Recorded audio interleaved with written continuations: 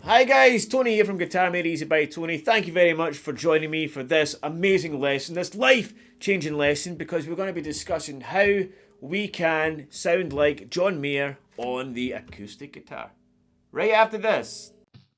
You wanna play guitar? Oh, you wanna play guitar? Oh, you got to play guitar. Oh, you got to play guitar. Oh, you wanna play guitar? Oh, you wanna play guitar? Guitar Made Easy by Tony.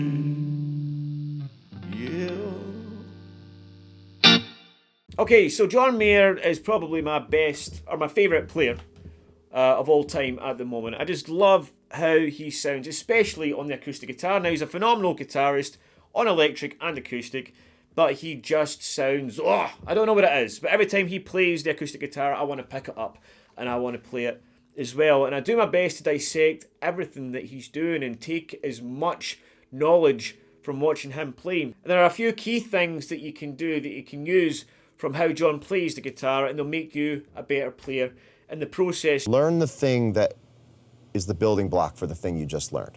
And that might be scales, you know, instead of just parts of songs. Trace back why you like the thing and learn the thing that made the thing you like, and you will be 5 times better every time you do that. And that's what we're going to be talking about today. So we're going to be looking at a chord progression, and then we're going to turn it into something that sounds a little bit like John Mayer-ish stuff. Alright, so we're going to be looking at 5 things. The tasty chord progression, rhythmic goodness with some percussiveness going on there. We're going to be looking at how we can find the scales round about those chords to find some juicy melodies. And then we're going to look at number 4, where we're going to turn those chords into something else, different chord shapes that make everything just a little bit easier. And then we're going to look at number 5, which is bringing everything together and creating some melodic goodness with everything. So make sure you do stick around for it all, because I swear to God, it's going to sound great. All right, you're going to love it. So we'll get right into it. We're going to start off with the very basics, and that's the tasty chord progression, right? So we're going to take a B minor, all right? And then we're going to take a G major. Now we're using bar chords at the moment, right? So we're using the E shaped bar chord, the E minor shaped bar chord, sorry, for B, B minor, and then we're going to use the E shaped bar chord for G on the 3rd fret, the same shape for A on the 5th fret, and then we're going to use the E minor shape for F sharp minor on the 2nd fret. All right, so that's our chord progression: B minor, G, A, F sharp minor. Alright. Then we're going to just do something a little bit different with it, right? We're going to turn the minor chords into minor 7 chords, right? So we're going to take our pinky off when we play the minor chords. Oh, nice.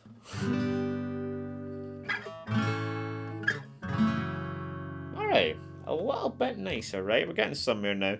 Now, what I'm going to do is, you might notice that I'm not using a pick, because John Mayer doesn't use picks a lot with the acoustic guitar. A lot of times he uses his fingers. So we're going to be pinching, using our thumb and our fingers here, right? So we're going to take our thumb, we're going to use that for the bass note, and we're going to take these fingers, our index and our middle finger, and we're going to nestle them very nicely under the G and B strings, and we're going to pinch, pull them away. That's going to be our rhythmic technique here, right? We're going to play like that. The same strings for every single chord. Alright.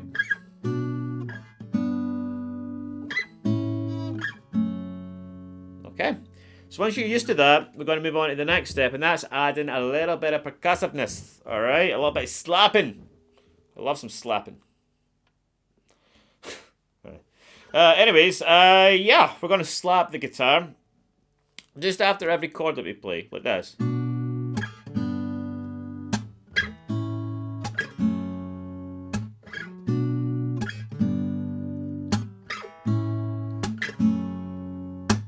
Lovely, right? And it's just so simple. And all I'm doing here, nothing like complicated, I'm just like this. Right? Just over the hole, coming down after the chord, giving it a knock, and the strings are hitting against the fretboard, giving you that kind of snare sound.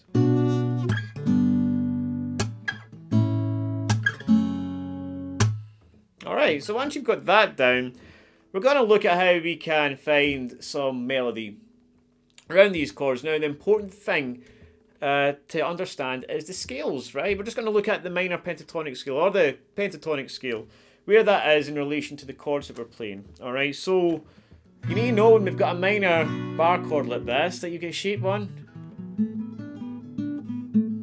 right in your doorstep. Okay, when you've got a major chord, right, like G or A here, right, you get shape 2. Okay, so you get 7 5 7 5, and then we're going to stop here on 6, right, just the bottom 3 notes. For the purpose of this lesson, we're going to be using shape 1 mostly. So shape 2 is here, sliding into shape 1. So we know what scales surround each chord, and now we want to use them, but it's kind of hard to do that when we've got these really fixed shapes on the guitar. So we're going to do something about that. We're going to change these shapes so that our other fingers are free to fly and create melodic goodness. Alright, so we're going to take our thumb for it. Instead of B minor, we're going to play it like this. My thumb over the 7th fret on the E, and I'm going to bar the bottom 4 strings here. Right? And then my thumb automatically kind of mutes this one here. But I don't need to worry that because I'm pinching anyway. Right? And this is my my chord for B minor. Okay, that'll be my chord for F sharp minor as well. Okay, that might be a little bit tricky for some people at the start. It was for me.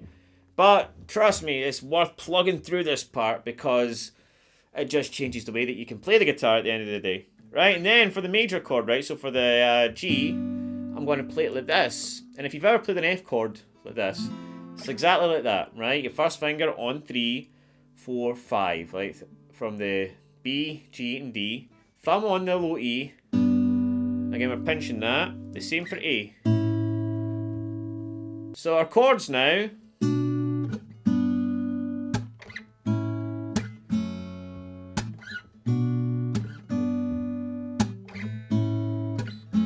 Alright, so now we have the chord shapes, we have the scales. How do we put them together? Well, I'm glad you asked. I've done something really nice for you, and I've created 3 different examples of taking this same chord progression and using the scales, and then you can practice these movements and then you can adapt them and maybe add some of your own. So let's go on with example number 1, and it's going to go like this.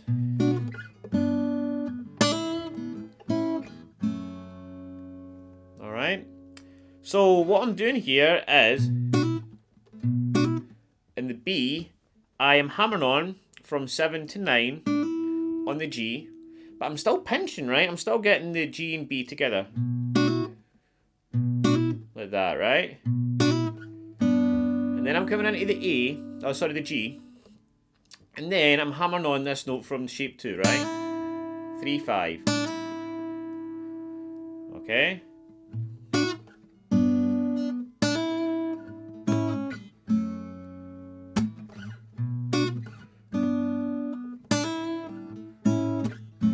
That's example number 1. Example number 2 goes like this.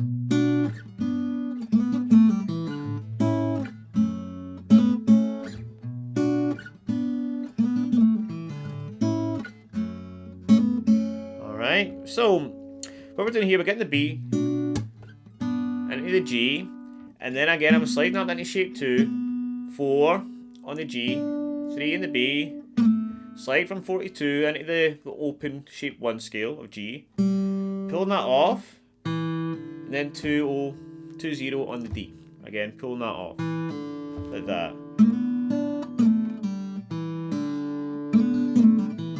Alright, we're getting a little bit faster there. Okay, and then I'm coming back into the A, and then the same thing as I did in the B.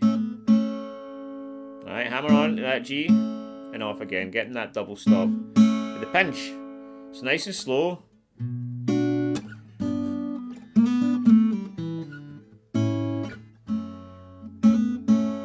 And that's example number 2. Example number 3 is quite simple, but again, quite tasty.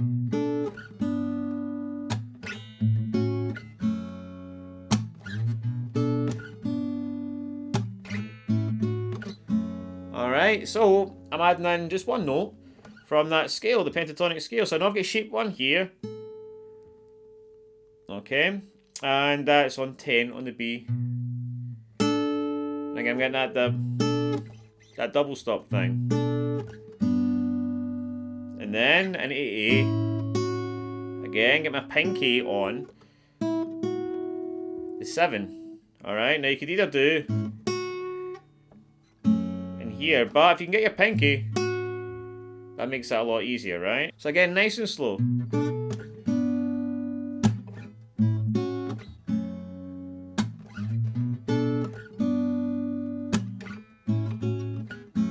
Alright, that's it. So after we've got all that done, we've got all the muscle memory goodness under our fingers, we can try and mix and match a little bit.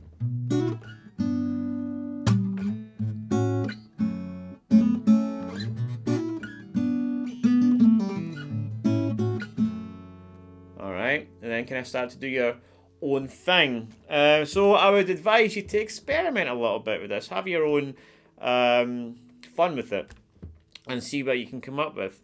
Alright guys, take it easy. I hope you enjoyed that lesson. If you did, make sure you give it a thumbs up. Always appreciate that. And it helps me out a lot. So, yeah. Take it easy and I'll see you soon.